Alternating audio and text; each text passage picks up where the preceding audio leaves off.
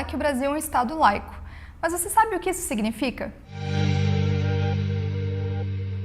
Um Estado é considerado laico quando Estado e religião são separados, ou seja, não há influência de correntes religiosas nas políticas do Estado, e ele também não privilegia uma ou algumas religiões sobre as outras. Isso também não significa que o Estado é ateu ou agnóstico, pelo contrário, ele trata a descrença do mesmo modo como ele trata todos os outros tipos de crença. O laicismo é a doutrina que baseia a ideia de Estado laico e que defende que a religião, que as correntes religiosas, não devem ter interferência no Estado. Essa doutrina ganhou mais força na modernidade com a Revolução Francesa de 1789. Hoje em dia, o Estado laico é adotado em vários países, como o próprio Brasil, África do Sul, Japão, Estados Unidos, Canadá, só para dar alguns exemplos. Mas também existem outros tipos de relacionamento entre Estado e religião. Há os Estados confessionais, os Estados teocráticos e também os Estados ateus. Bom, o Estado confessional é aquele que adota uma ou mais religiões oficiais. E há uma certa influência, sim, sobre essas religiões nas políticas do país, mas o poder secular ainda domina. Os Estados confessionais, eles podem ter diferentes graus de liberdade religiosa, que é um conceito que a gente vai ver um pouco melhor daqui a pouco. Mas só para ter uma ideia de estados diferentes confessionais, a Inglaterra é um estado confessional que adota o cristianismo anglicano, mas que tem total liberdade religiosa. Já o Butão, que adota o budismo tibetano como religião oficial, também tem liberdade religiosa, mas com algumas restrições, como por exemplo construção de templos. E já no nosso último exemplo, a Arábia Saudita adota oficialmente o Islã e proíbe todas as outras religiões, ou seja, não tem liberdade religiosa também. Já nos países que adotam a teocracia, ou seja, os estados teocráticos, todas as decisões políticas e jurídicas passam pelas regras também da religião oficial. Nesses países, a religião pode exercer o poder político de forma direta, quando o próprio clero tem cargos políticos, ou então de forma indireta, quando os governantes e juízes não são necessariamente religiosos, mas são controlados pelo clero. Alguns exemplos de estados teocráticos são o Irã, que adota o islamismo como religião oficial e possui um ayatolá como chefe de Estado, e o Vaticano, país sede da Igreja Católica e que possui o próprio Papa como chefe de Estado. Já em um Estado ateu, as religiões não são permitidas, ou seja, a perseguição e proibição das práticas religiosas. Esse modelo foi comum em alguns países comunistas ou socialistas no século XX, como o RSS, Cuba, Camboja, China, entre alguns outros. Hoje em dia, parte desses países adota a liberdade religiosa e o secularismo. A Rússia, por exemplo, hoje é um país laico, a Coreia do Norte permite oficialmente a liberdade religiosa e a China também permite a liberdade religiosa, mas com a restrição de permitir somente algumas religiões. Bom, depois dessas definições iniciais, parece apropriado a gente fazer uma distinção entre Estado laico, laicidade, secularização e liberdade religiosa, porque muitas vezes esses termos são usados como sinônimos, mas eles não significam exatamente a mesma coisa. O Estado laico a gente já definiu, é a separação entre Estado e religião. Já a secularização tem uma relação maior com a sociedade. Quando a gente ouve falar de um processo de secularização, é o declínio da importância das práticas religiosas na sociedade, da influência e do papel central da religião em uma sociedade. Então não tem relação direta com o Estado. No entanto, quando a gente escuta que um Estado é secular, em geral isso está sendo usado como sinônimo de Estado laico, porque essa característica de secularização está sendo atribuída ao Estado. E por fim, a liberdade religiosa é uma liberdade individual. Todos os indivíduos podem ter a fé que quiserem, a religião que quiserem, a crença que quiserem ter e podem praticar essa religião, essa crença, como desejarem.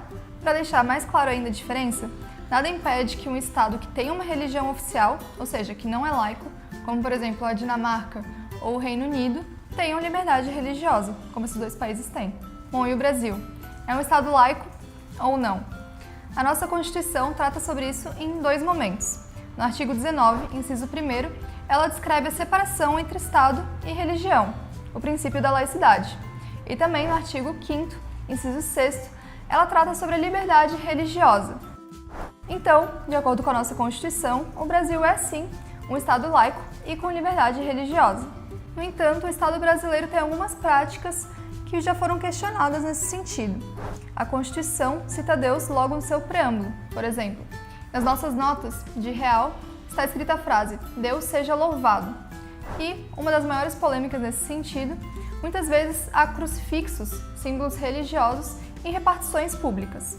Muitas pessoas, teóricos e juristas, afirmam que esses atos acabam por privilegiar uma religião acima das outras, ou uma crença acima de outras crenças ou descrenças, e que isso estaria ferindo o princípio da laicidade do Estado. Essas controvérsias já motivaram decisões como a do Tribunal de Justiça do Rio Grande do Sul, que em 2012 pediu para que todos os edifícios públicos retirassem seus crucifixos das paredes.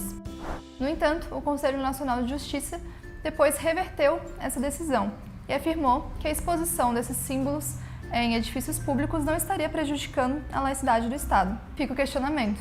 Esse é um grande debate e ainda não há um consenso entre teóricos e juristas se essas práticas realmente ferem a laicidade do Estado brasileiro ou não. Uma polêmica atual referente ao Estado laico brasileiro e também à liberdade religiosa é o crescimento da bancada evangélica no Congresso, junto com o crescimento da população evangélica no país. A princípio, não tem nenhum problema os políticos revelarem suas convicções religiosas e até mesmo serem a voz daquela população que eles estão representando. Isso, inclusive, pode ser benéfico para a democracia ao apresentar diferentes pontos de vista de diferentes religiões no Congresso, por exemplo. A questão principal é que quando um político é eleito, ele passa a representar não somente as pessoas que o elegeram, mas sim toda a população da unidade federativa correspondente, seja o município, estado, Distrito Federal ou a União. Assim, ele deve governar e legislar para o bem de toda a sociedade, e não somente de alguns grupos, ainda que seja a maioria, e também não de acordo com suas crenças pessoais. Cabe também a nós, sociedade, a fiscalização dos votos dos nossos representantes, para garantir que eles estão sendo feitos pensando no bem comum da sociedade. Quanto à liberdade religiosa, o Brasil não é considerado um país com significativas violações de liberdade religiosa.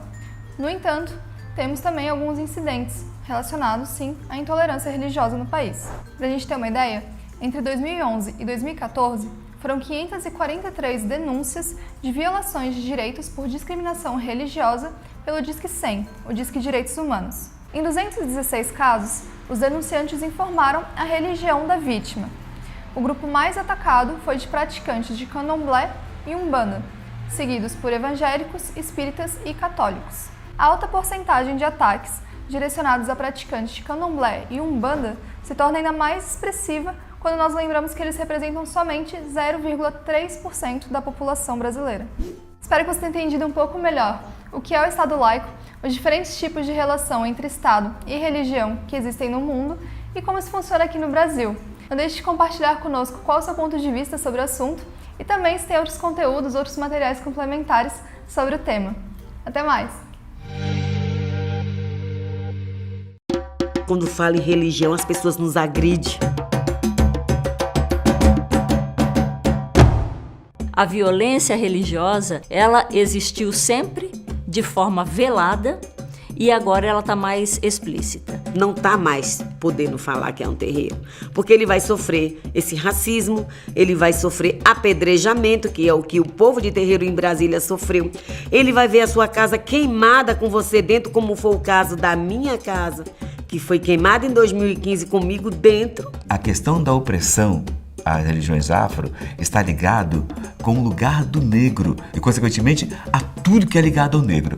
Com relação ao sincretismo, digamos, afro-brasileiro, eu era impedido de adorar os orixás. Se me pegassem dizendo que eu cultuava os orixás, eu podia ser espancado, preso, às vezes até morto. O que fizeram? O pessoal ocultou o culto dos orixás por trás do culto aos santos do catolicismo. Há também um crescimento de outras religiões, principalmente as pentecostais, que atacam. Então, por exemplo, a gente tem aí a demonização de Exu, que é tão usada nessas outras religiosidades. A gente tenta fazer um resgate do que esse orixá, que é o mensageiro, é o orixá da sexualidade, é o orixá da comunicação. O que a gente pode trazer no debate maior, o que a gente pode desmistificar na cabeça das pessoas. Quando fala em religião, as pessoas nos agridem. Então eu quero falar das nossas tradições de matriz africana. É o legado que os nossos ancestrais nos deixou. A gente não podia nem comentar que era de matriz africana, porque você se sentia constrangido. Tem a ver com o conhecimento, tem a ver com a aproximação. Aquilo que é desconhecido pode nos amedrontar.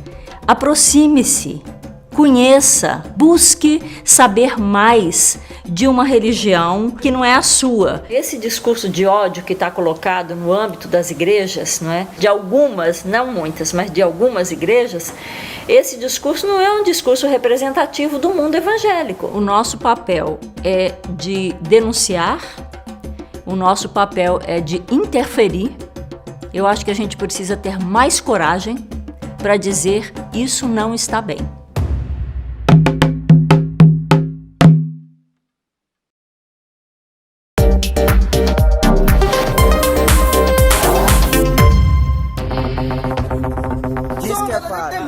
Os demônios são vocês, viu?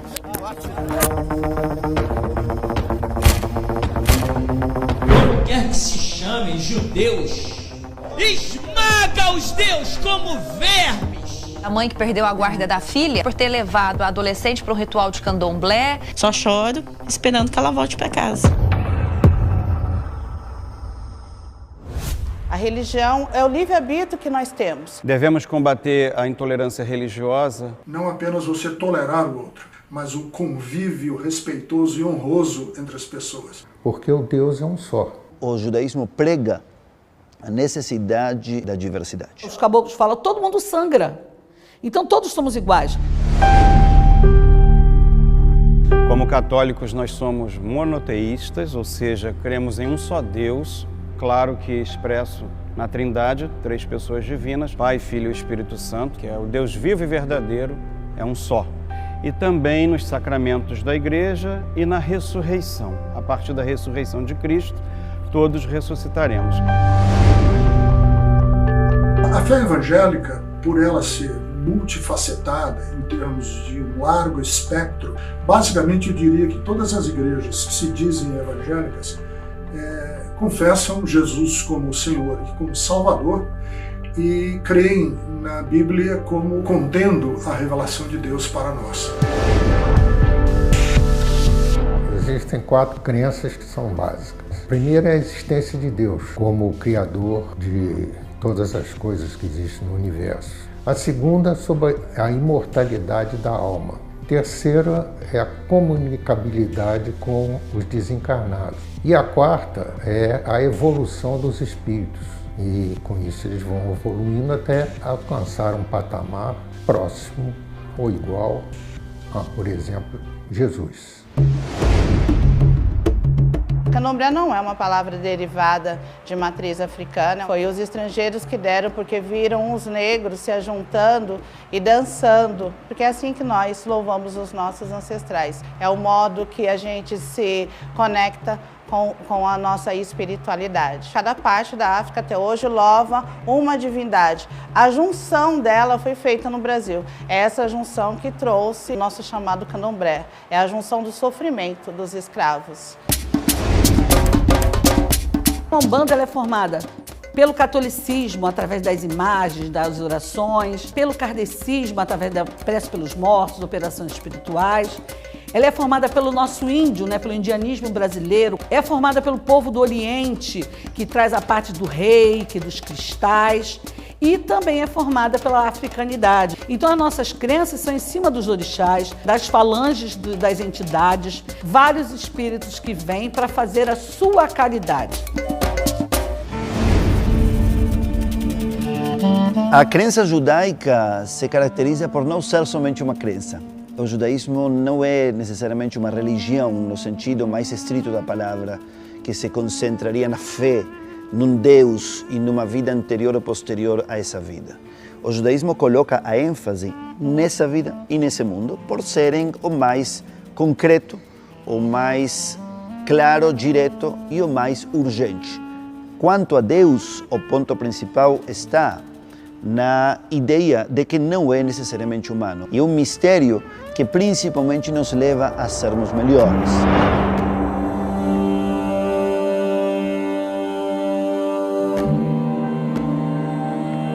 Tive 2 cachorros envenenados, um gato envenenado, morreu de envenenado pelos vizinhos. Eles jogavam lixos aqui dentro.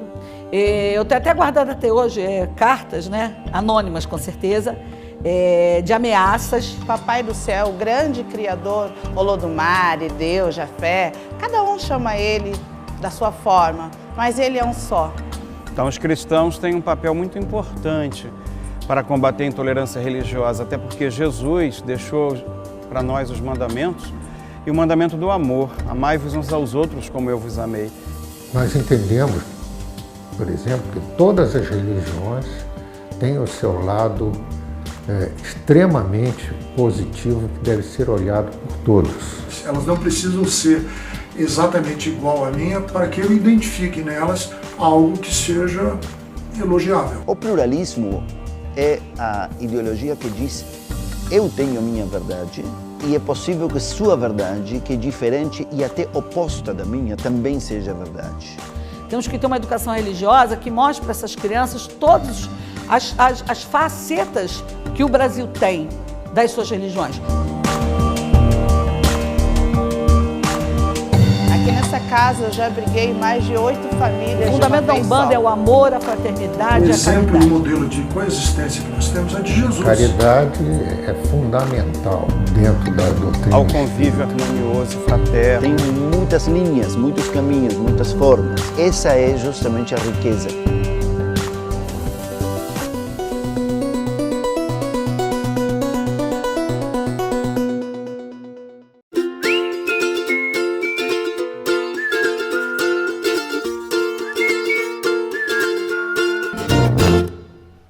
A intolerância religiosa é uma realidade no Brasil até hoje e ataca especialmente as religiões de matriz africana. Isso tem muito a ver com o racismo histórico na nossa sociedade. Lamentavelmente, existem discursos religiosos que estimulam essa intolerância, que criminalizam a diferença, que não abrem espaço para o encontro, para o diálogo e para o convívio.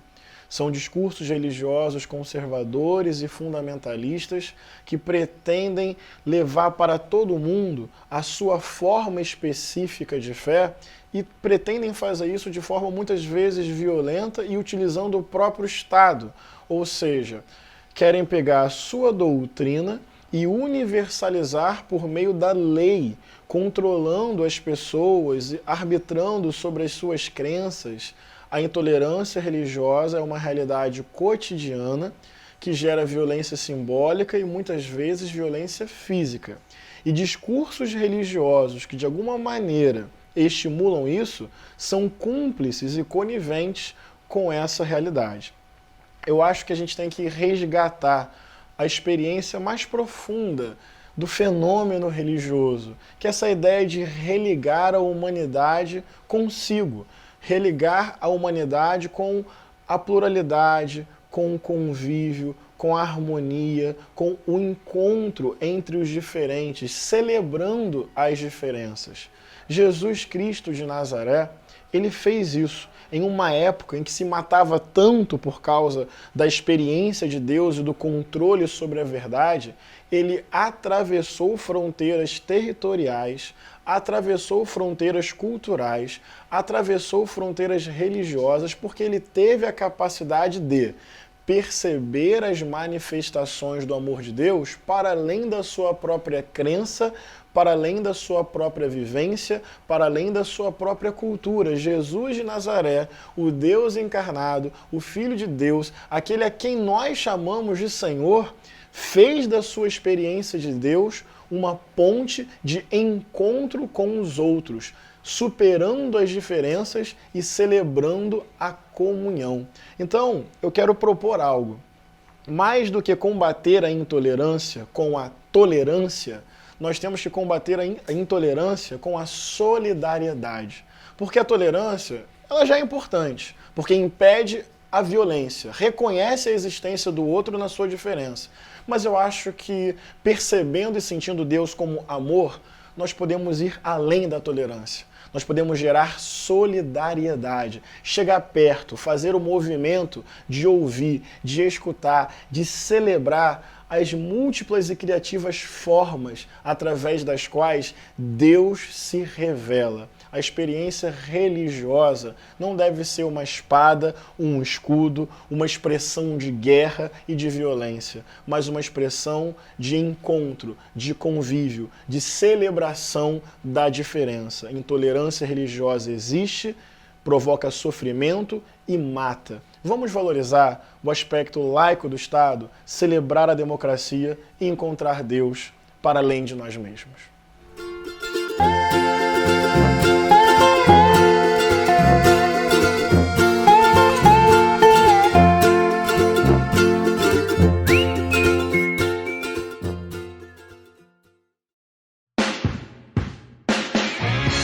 Semana da Diversidade Sequitipa MG 2022.